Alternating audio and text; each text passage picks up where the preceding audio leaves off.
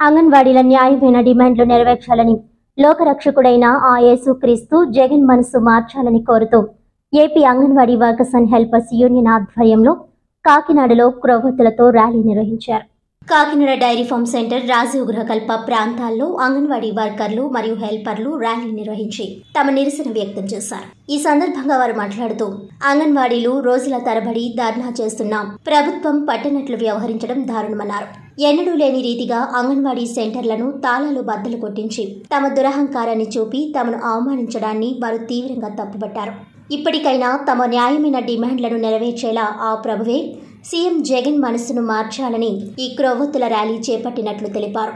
ఈ కార్యక్రమంలో అంగన్వాడీ వర్కర్లు, హెల్పర్లు తదితరులు పాల్గొన్నారు.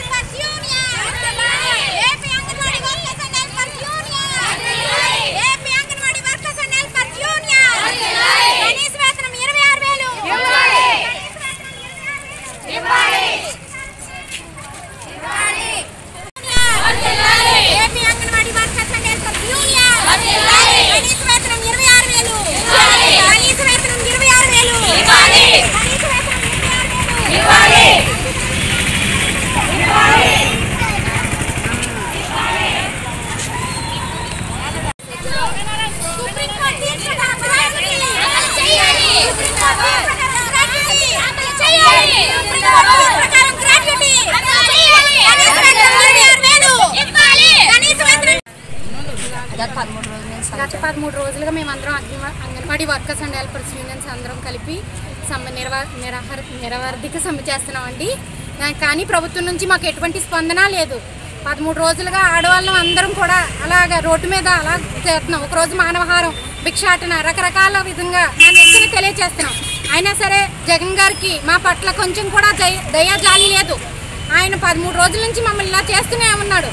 మేము చాలా ఇబ్బందులు పడుతూ ఈరోజు ఉద్యోగం చేస్తున్నామండి. అంగన్వాడీ ఉద్యోగం అంటే ఏదో బయటికి అలా కనపడుతుంది, కానీ ఈరోజు మేము చేస్తున్న పని సచివాలయ సిబ్బంది 6 చేస్తున్నారండి. దాన్ని బట్టే మా విలువ ఏంటో ప్రజలకు ఇప్పటికీ తెలిసి ఉండాలి.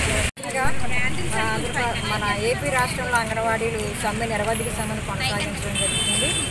కానీ మన ప్రభుత్వం ఇప్పటికీ కూడా ఎటువంటి స్పందన లేకుండా మరి ఉన్నది.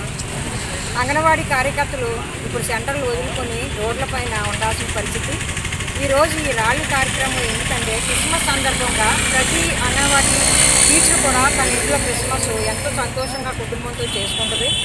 కానీ ఈ నిర్వాహక సంఘం వల్ల నడి రోడ్డు పైన ఈ దీపాలు వెలిగించి ర్యాలీగా వెళ్ళడం అనేది మరి ప్రభుత్వానికి ఈ చీకటిని తొలగించి ప్రతి కుటుంబంలో కూడా క్రిస్మస్ కాంతిని సంతోషాలతో నింపమని మరి జగన్ గారు ఇప్పటికైనా స్పందించి మాకు న్యాయం చేయాలని, మాకు జీతాలు పెంచాలని, కనీస వేతనం ఇవ్వాలని, మాకు బెనిఫిట్స్ అన్నీ కల్పించాలని, సుప్రీంకోర్టు ద్వారా వచ్చిన గ్రాడ్యుయేట్ని అమలు చేయాలని తెలియజేస్తాం.